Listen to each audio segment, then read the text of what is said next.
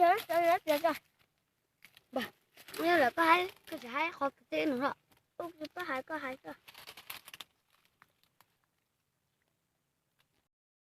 Nhưng mà hai đó. Này ya. Ôm bà chia. Đừng vừa ra này giấy rồi hả? Chia rồi. Con từ có bao rồi. Bố này à, nó này hay chia rồi kìa, cũng chia là cái này rồi. Con chuyện đi bỏ cậu. Nhớ con thay cái gì? Mình nhớ cả to cơ. Này cứ chia rồi kìa, cũng là cái đấy nè. Đây là cũng nói để cháu thế à? Cái gì mà chưa lo? Dễ. Con nhớ coi. Có cái gì đưa tổng lúa. Cái đẹp chưa? Cái gì không cái chuyện sống ơi là ngộ. Cái dễ. Nếu mà mình nhớ coi giờ cha số có chút to. Rồi đó, chắc là một chút nữa đấy. Nó coi bên nào? Tôi như ploi rồi chỉ là thấp ploi. Rồi tôi ploi rồi cháu. Cái liệu, ôi sao nữa. Nhưng mà cái lịch gì? Có sao chưa?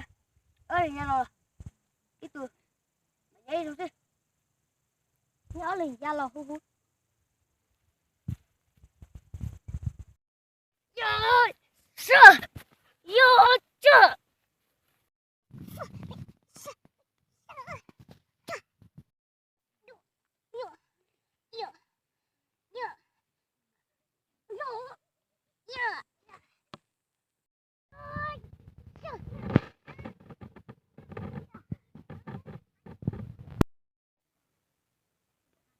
Nó neo này chứ, với lại sức tao chỉ nè, lửa nú mà, tôi nó đùa.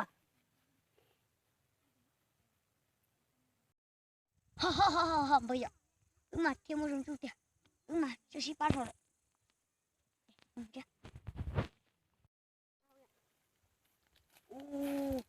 Bữa rồi bị chỗ khỏi, nó đi chỗ cũng muốn là sao?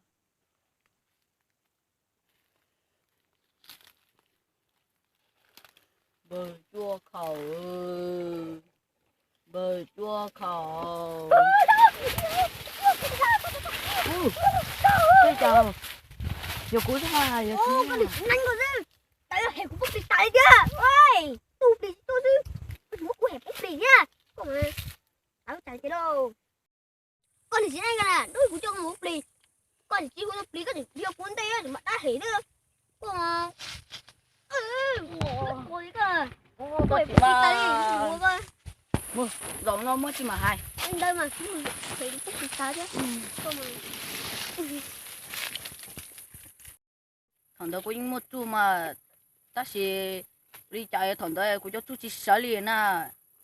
Thằng đó chúng có đi cũng không chỉ là anh linh tới nó chả nó có tôi đã chỉ thế nào. của tôi giàu có một thằng luôn có nó. Uli. Ta chỉ cũng chỉ cho ăn giống nè. Có tôi rõ giống. Yeah. Ô, cha giống là chỉ rõ liền. Có phải tôi rõ thì tôi trong học bé nó đã chỉ.